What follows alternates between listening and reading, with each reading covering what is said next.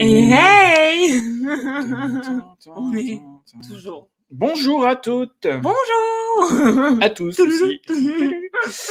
17e live. C'est pas vrai. Si. On fait quoi Attends, alors c'est quoi les chiffres clés? C'est le premier. Ouais. Le premier, on était pas bien. Ouais, c'était bon. On était tendu un peu. Tendu du string. Tendu du string, comme C'est on ça, dit chez nous. c'est ça. On va fêter quoi? Les 20. Les 20 lives? Ouais. On fait quoi aux 20 lives? On invite quelqu'un. Je sais pas encore qui, mais on invite. D'accord. Tu veux qu'on invite ma mère? Bah non, quelqu'un qui peut apporter quelque chose à toi, formateur indépendant. Je vais dire à ma mère qu'elle peut rien t'apporter, tu vas voir. Ça va lui faire plaisir. Tu vas être bien vu, toi. Bon. Bref, bonjour à tous. Venez comme d'hab nous faire un petit coucou dans les commentaires, nous dire qui vous êtes. On aime bien savoir qui est là avec nous. Le thème? Vous regardez en replay. Salut. Replay, salut, je m'appelle Replay, machin. salut. Nous, on fera au moins un petit pouce, un petit like, un truc comme ça pour dire qu'on vous a vu. On répond aussi, on répond Voilà, à s'il y a des tous les questions, commentaires. des messages, des commentaires, n'hésitez Ouais. pas. Oui, messieurs, dames, on répond.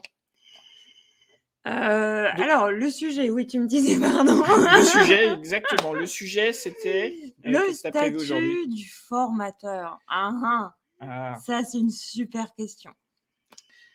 C'est une super question parce que si vous êtes formateur, bien souvent, la question du statut, on se rend compte que c'est un gros bordel.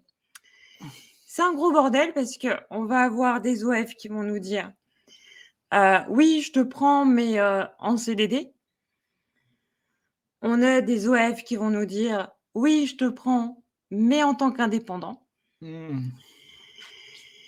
Et en tant qu'indépendant, c'est pareil, il y a plusieurs versions de l'indépendant. Donc, ouais, quand on débarque là-dedans, c'est le autant bordel. vous dire qu'on a l'impression de couler. Il y a plein d'infos partout. Et tout compte fait, c'est pas des infos si intéressantes que ça, parce que les infos renvoient vers d'autres infos. Résultat, on passe un temps fou à aller chercher la bonne info de quel statut il faut choisir. C'est ça. Moi, je me souviens, quand j'ai choisi mon statut, j'y ai passé un peu plus d'une semaine. Toute Une seule semaine chez moi. pour choisir. Bah ouais, non, mais 35 heures. Bon, faut plus. Non, c'est trop compliqué. En fait, je cherchais des trucs, je cherchais des infos sur un statut particulier. Ça m'emmenait soit vers un autre statut, ou soit vers des infos que je connaissais pas sur le statut sur lequel je m'intéressais, quoi. Donc, du coup, donc, clairement, je me suis baladée pendant une semaine et je vous dis pas le mal de crâne, les Doliprane, les Nurofen 400. Donc là, l'objectif, ça va être de faire une synthèse, en fait, de ce qu'on a pu voir, de ce qu'on a testé, des bonnes astuces aussi, parce qu'on a des bonnes astuces sur les différents statuts. C'est ça. Et puis comme ça vous permettra peut-être, toi qui es formateur indépendant, qui viens de te lancer, tu sais pas trop encore sur quoi t'orienter, ou en tout cas, si toi aussi t'es perdu, c'est le bon moment de rester avec nous jusqu'au bout. On va te donner plein d'infos sur le sujet. C'est ça.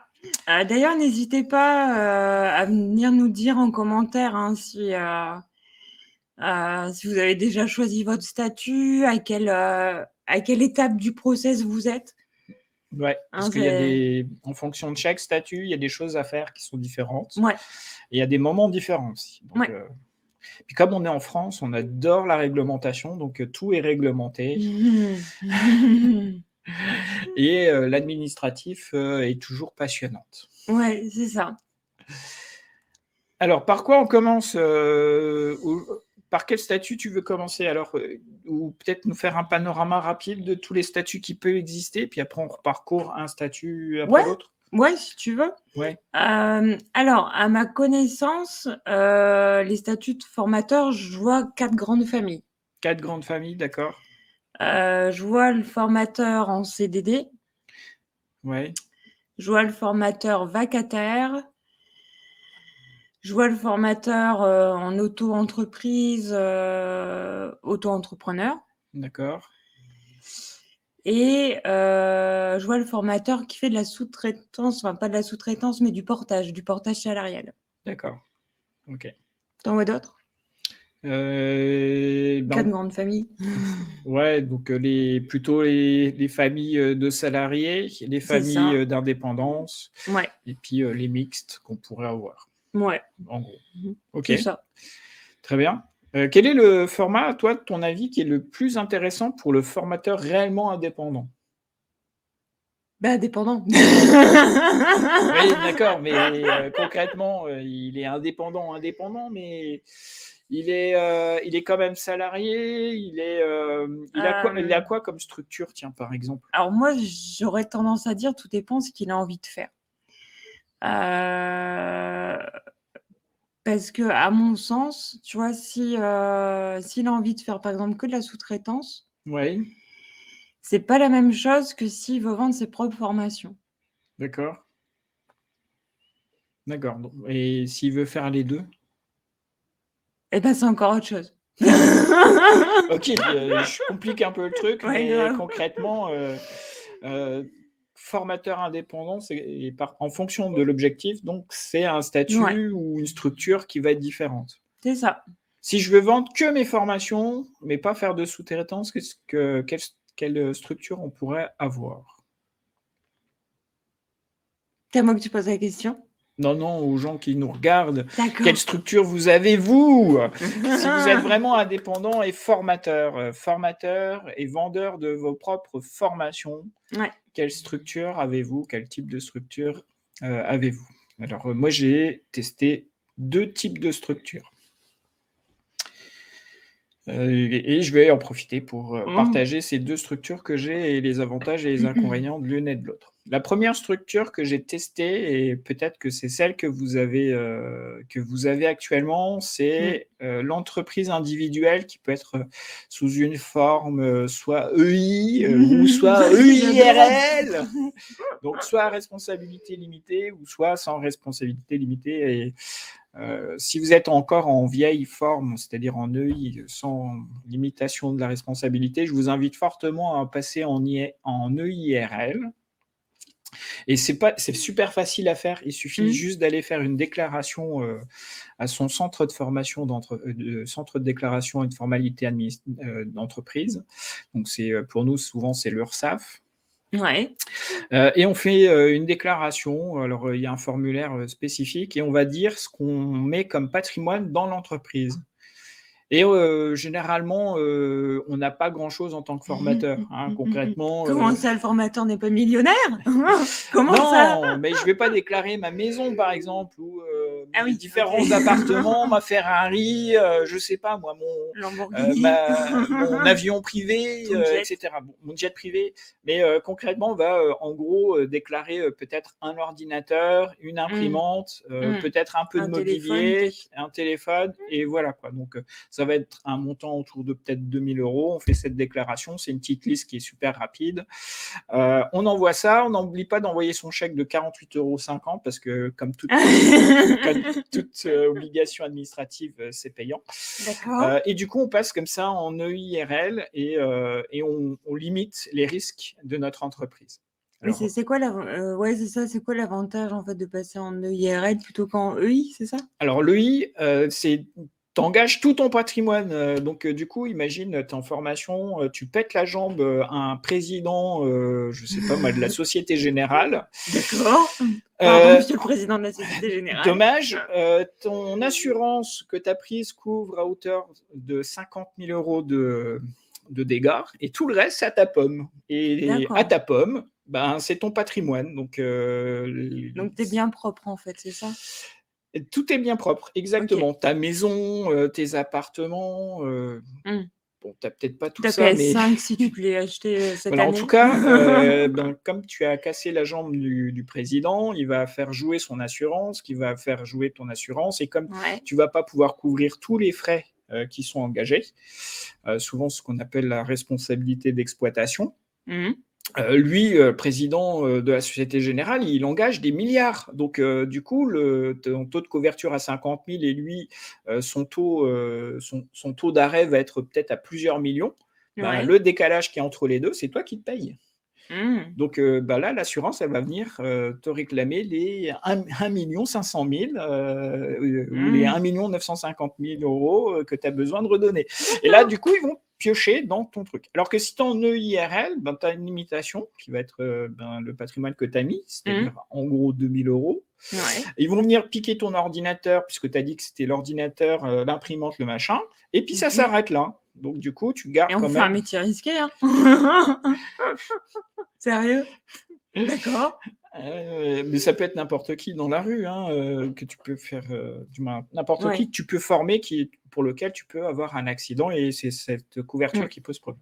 OK. Nous, dans notre cas, on n'a pas de fournisseur, donc on a moins de risques, de défaut de paiement Mmh. auprès de nos fournisseurs, donc on sera quitte de créer, les seules, personnes à qui on va potentiellement devoir de l'argent, mais ils savent très bien le récupérer, c'est l'URSSAF et les impôts. C'est les seules personnes qui vont nous réclamer des sous, donc du coup, Mmh. l'EIRL est une structure, super intéressante dès qu'on fait un chiffre d'affaires au-delà de 40 000 €. D'accord. Donc si je vends mes propres formations, et que je les vends, je sais pas moi, à 1 000 € par exemple, la Ouais. session, bah, ça veut dire qu'au bout de 40 stagiaires, j'ai déjà, atteint ce chiffre d'affaires qui vaut le coup. OK. Donc en gros, si je fais 4 fois, une session de 10 personnes, dans l'année, hop, j'ai une mouche qui se balade, heu et bah, du coup, ça devient intéressant. Par contre, si, on est en dessous de ce chiffre-là, le statut le plus intéressant est celui que tu expérimentes peut-être le plus. Celui d'auto-entrepreneur? C'est l'auto-entrepreneur, ouais, et lui, il est super avantageux. Pas de TVA, pas de frais. On fait une déclaration, l'URSSAF nous prélève, de manière générale, 25 du chiffre d'affaires Mmh. généré. Ce statut, il peut être cumulatif avec ma retraite, mon chômage, mon emploi salarié, si j'ai un emploi Oui. salarié. Je peux l'utiliser pour facturer toutes les prestations que je réalise. Mmh. Au Il y a une, hauteur à pas dépasser, je crois que c'est 35 ou 36 000 € par an. C'est ça, en fait non, c'est limité à 72 000 € pour du service et Ah oui, un oui. peu Mmh. plus pour, 96 000 je crois, un peu plus pour de la vente de commerce. Mais à l'intérieur, c'est qu'au-delà des 36 000 € initiaux, tu es obligé de restituer la TVA. Donc du Mmh. coup, il Ouais, va y c'est ça, il y avoir a une histoire de TVA. Mmh. une manip à faire, mais ton statut peut te couvrir jusqu'à 72 000 € de chiffre d'affaires, ce qui est déjà, C'est déjà pas pas mal. mal. C'est déjà bien. On vit Heu, bien 72 000 € de CA, hein, c'est Hors TVA, bien sûr, puisque là, pour le coup, on récupère et on facture la TVA, sauf si on fait, une petite manip auprès de, la DRITS pour demander, heu, l'exonération. l'exonération de TVA. Hein, hein. Ah ah! Voilà, donc ça, c'est, 2 statuts, donc EIRL et auto-entrepreneur, sachant qu'on peut passer de l'auto-entrepreneur à l'EIRL sans difficulté, mais on peut aussi avoir être auto-entrepreneur et avoir une EIRL. On peut D'accord, cumuler tu les 2. cumules. Alors moi, les avantages que je voyais, au statut d'auto-entrepreneur,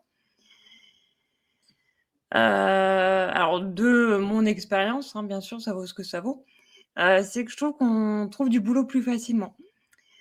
Parce qu'aujourd'hui, les OF, généralement, si vous faites de la sous-traitance, ils vous contactent pour une mission bien précise. C'est pour, un intitulé de formation Mmh. et pour une durée limitée. Et du coup, c'est vrai que les OF ont tendance, à favoriser ce statut-là d'auto-entrepreneur pour les embauches, pour les emplois et heu et tout simplement parce que c'est plus facile pour eux, hein, clairement. Pou Pour eux, c'est plus simple de trouver quelqu'un, voilà, en tant qu'indep et du coup, nous, indépendants, c'est plus facile aussi pour nous de trouver l'entreprise qui convient.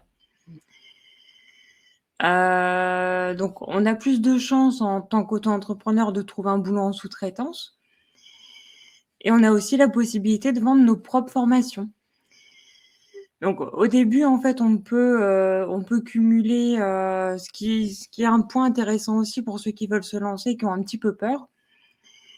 c'est qu'on peut cumuler auto-entreprise et si vous avez travaillé comme salarié auparavant, et que vous avez cotisé assez, hein, bien sûr, Pôle emploi vous verse ce qu'on appelle des ARS.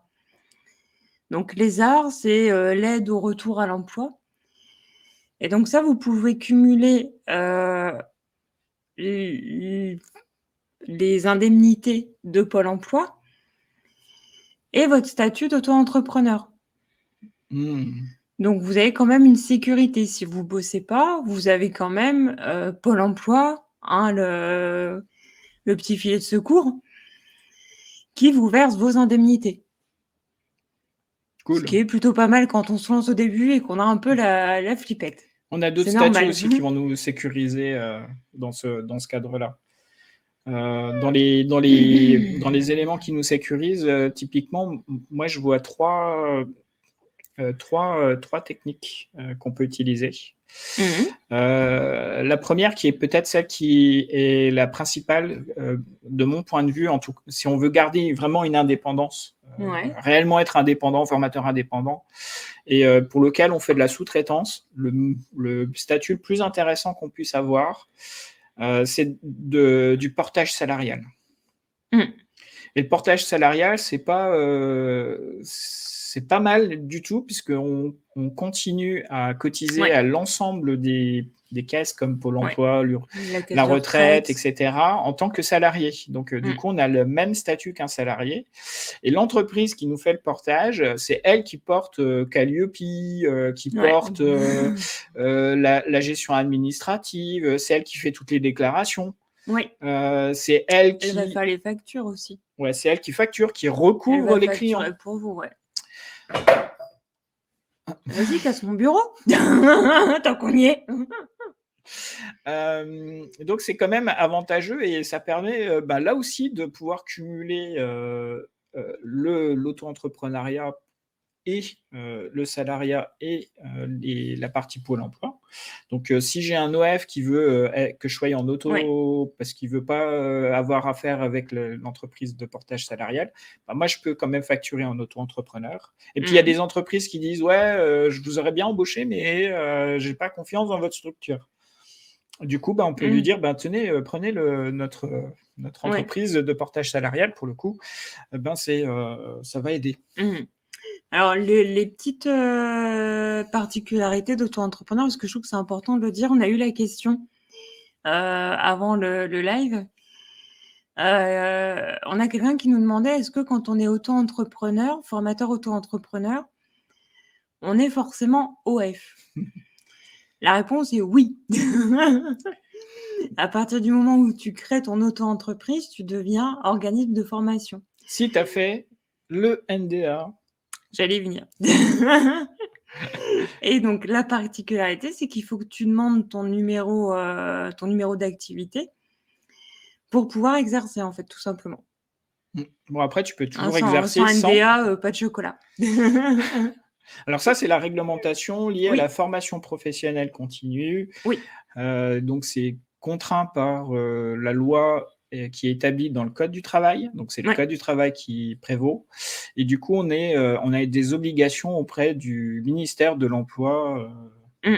et du moins emploi, travail, ça change sans arrêt donc on ne sait pas, mais en tout cas on a cette obligation-là.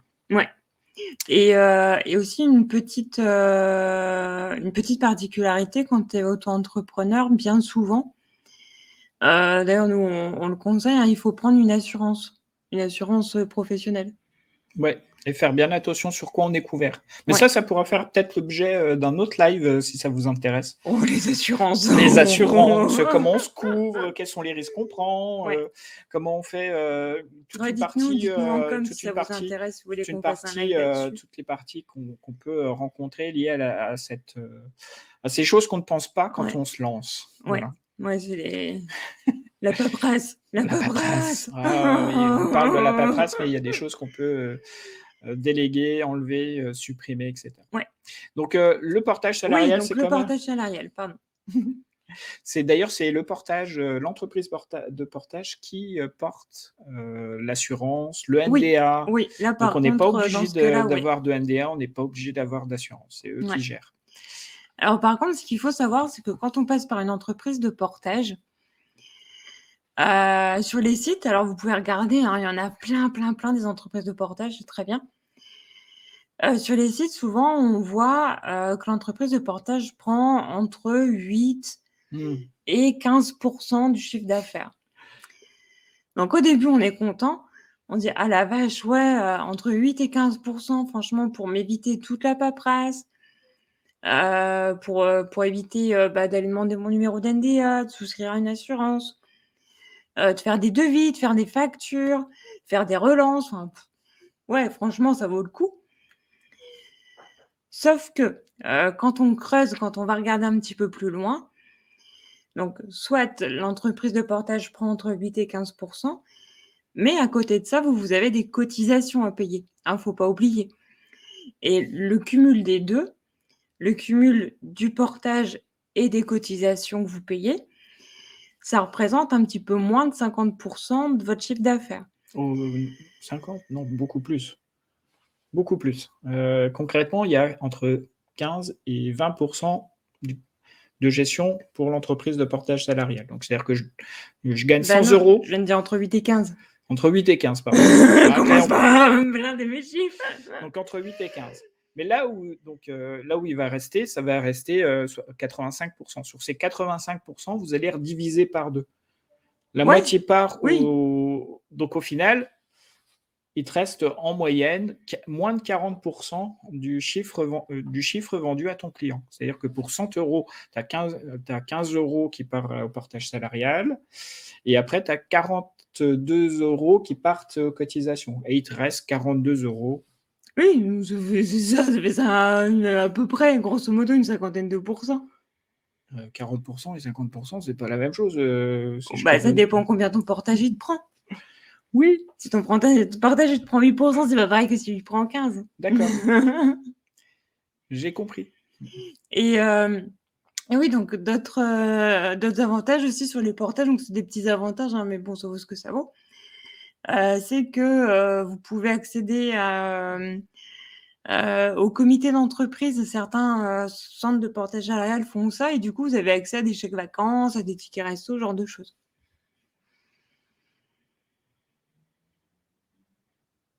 Mmh. Voilà. C'était Pas la mal. petite parenthèse. Si vous voulez avoir des chèques vacances, allez en portage salarial. Quels sont les autres éléments qui sécurisent? Donc tu as parlé d'autres, trucs type salarié, quelque chose comme Ouais, ça. les formateurs en CDD, alors il existe des formateurs en CDI. Mais ils Mais sont plus honnêtement, nombreux. Concrètement, dans notre univers, c'est de moins en moins vrai, on en trouve de moins en moins. Il y a que ouais, dans certains, centres type, CFA. CFA, Mmh. type, structure, d'État qui vont, Ouais, même pas, l'État prend des vacataires maintenant, ouais. Oui, c'est donc vrai. souvent c'est des vacataires, Hein, donc de temps en temps, vous pouvez avoir des CDD, des CDI, donc ça, c'est le classique, hein, où là, effectivement, on cotise chez Pôle emploi. Les inconvénients du CDD, c'est qu'on peut pas, cumuler, alors suivant la raison pour laquelle on vous a pris en CDD, ça varie entre 18 et 24 mois. Donc vous pouvez pas travailler plus de 18 ou 24 mois auprès de l'entreprise qui vous embauche. Sinon ça devient, systématiquement un CDI, hein, donc on peut faire switcher, la balance, et on peut pas accumuler plus de 2 CDD. Donc ça, c'est pareil, hein, suivant des directives particulières. Donc ça, c'est les inconvénients auprès de l'employeur. Sinon, c'est recatégorisé en CDI. C'est dur à dire, recatégorisé. Ouais, c'est restructuré. Alors, il y a plusieurs règles, donc pas le droit de Ouais, 2 CDD identiques. ouais, Alors, ce que font les entreprises, parce que j'en connais plein, oui, oui, oui, il y en a qui en sont fait, ils spécialistes. modifient un ou deux Un élément. termes dans l'intitulé du poste et hop, par contre, on garde exactement les mêmes attributions. Mmh. Et ça passe. Bon, après, de temps en temps, on arrive à faire casser ça, mais il y a des spécialistes, y Ouais, compris l'État, qui utilisent beaucoup cette mécanique. oui. Ça, c'est amusant. Euh, on peut avoir un CDD un peu particulier ou un CDI un peu particulier si on passe par de l'intérim. C'est-à-dire que Ouais, l'entreprise, elle va obtenir un service Elle ne paye pas les charges, etc. Elle ne s'en occupe pas. Et c'est l'entreprise intérimaire Mmh. qui va s'occuper. Donc, c'est un mixte entre le CDD dans la structure et le portage salarial. Mmh. On peut avoir de l'intérim qui s'effectue. OK. Et le dernier? Le formateur vacataire? Ouais, c'est quoi le formateur vacataire? Ça existe encore? Il y en a encore qui sont vacataires? Dites-moi dans le Ouais, chat, ouais, venez qui nous est dire. vacataire, quel type de statut vous avez, vous, au fait? Ouais, ouais, venez nous dire. N'hésitez pas, même en replay, hein, Ouais, dites-nous, nous, ça nous intéresse. replay, je suis, Hem, Ah donc donc le donc le vacataire. le vacataire, en fait, c'est particulier, parce que lui, hein, il va intervenir, mais de façon, ponctuelle. Formateur, ça va pas être son métier à temps plein, parce qu'en tant que vacataire, il peut intervenir que, 30 jours par an. Donc s'il veut, manger à côté, il faut qu'il fasse autre chose. Ou alors c'est 30 jours super bien payés, hein, mais voilà, en tant que vacataire, souvent, on a affaire à des experts métiers, hein, qui viennent et qui partagent leur expertise, hein, justement. Mmh. Donc eux, donc ils cotisent, hein, comme s'ils étaient salariés de l'entreprise, hein. On cotise Pôle emploi, cotise à la retraite et les inconvénients, c'est que voilà, on peut pas dépasser 30 jours par an. Ah, quand même, Ouais, 30, ça fait pas beaucoup 30 jours, hein, ça va vite, hein. ouais, ouais, Si ça on va a vite. si on est formateur sur une formation longue ou si on Ouais. fait, de la formation pour des BTS, par exemple, Oh bah, tu peux pas. ou des masters ou je sais pas quoi, bah là, Non, tu peux pas. OK, donc tu peux Faut pas que être tu changes de vacataire. statut. Tu Faut que peux tu pas être changes de vacataire. statut. Et puis, dans l'entreprise, il y a l'entreprise. Je peux être, sous plein de statuts d'entreprise en Ouais. termes d'indépendant. Donc j'ai la SASU, par exemple, Ouais, ça le aussi, ouais. SAURL. J'ai, tous ces statuts d'entreprise ont des avantages non négligeables. Souvent, ça va être lié à la fiscalité et le Mmh. mode de rémunération. Ouais. Et là, on va chercher, et puis aussi, il faut identifier que quand on est dans des structures de type SAS ou SARL, souvent on a une idée de soit grandir, c'est-à-dire d'être plusieurs associés Mmh mh. et d'avoir l'entreprise à plusieurs et de pouvoir Mmh. se développer. Après, il y a l'autre modèle aussi qui peut être utilisé, c'est la SCOP. Euh, Ah oui, oui, c'est vrai, la j'en ai SCOP pas est de plus en plus ouais. peut être un bon moyen aussi de se mettre le pied à l'étrier. La SCOP a l'avantage que tous les participants de cette SCOP sont actionnaires à la même hauteur, normalement. Ouais. C'est l'obligation légale. Du coup, ce qui se passe, c'est qu'on va mutualiser, nous, formateurs indépendants, en montant une SCOP, on va mutualiser nos coûts, nos moyens. C'est-à-dire qu'on va Mmh. peut-être prendre une assistante de gestion, c'est la SCOP qui va devenir Calliope, donc du coup, moi, je Mmh. vais payer qu'une partie de l'audit, par exemple, Ouais. à hauteur de ma De participation dans la ta SCOP. mmh. Et puis, l'avantage C'est un aussi, peu c'est comme que une copro. c'est comme une copro, exactement. Et puis, si on a de la chance, on peut avoir des formateurs, d'autres formateurs indépendants qui peuvent nous aider Mmh. à développer l'activité, les affaires, etc. Ou eux, ils sont peut-être plus expérimentés, du coup, ils nous refilent du boulot. Mmh. Voilà, donc il y a une espèce d'entraide. Ça peut être pas mal C'est aussi. sympa aussi le concept, ouais. Pour résumer, Alors ouais et n'hésitez pas à venir nous dire si vous voyez d'autres statuts, si vous les connaissez, à venir nous les partager. Me dire: «Bah, voilà, tiens, moi j'utilise tel statut, voilà les avantages, les inconvénients». C'est toujours, voilà, c'est toujours bien de partager, d'échanger, on est là pour ça, nous on est contents, on aime bien et puis surtout on quand on apprend des démarre, c'est choses. difficile. Réellement, voilà, si on démarre, pour résumer, Ouais. Ouais.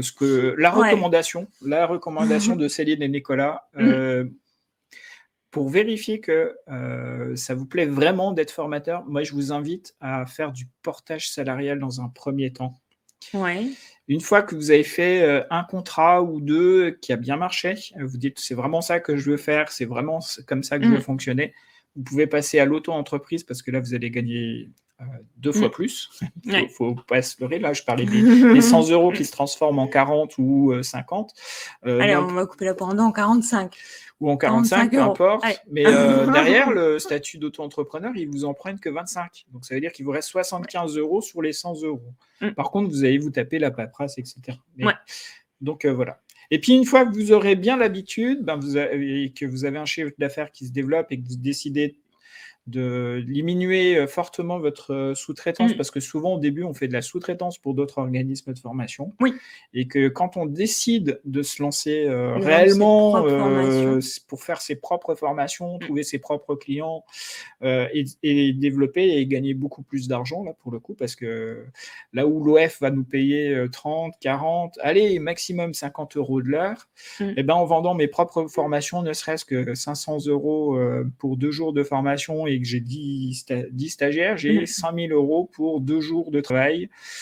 Ça n'a rien à voir. On a multiplié par 10 le taux horaire. Donc, du coup... Mais pour arriver là, honnêtement, je pense qu'il faut être expérimenté, parce qu'il y a tout un process administratif où ça ne s'invente pas. Si on ne comprend pas les rouages, il ne faut pas se lancer. Ouais, par contre, ça en vaut la chandelle une fois qu'on se lance. Ça demande de l'expérience et de bien comprendre comment tout fonctionne. Et justement, ça va être super parce que c'est un super teaser pour notre live de la semaine prochaine. Ouais. C'est quoi notre live? C'est quoi? Dis-moi.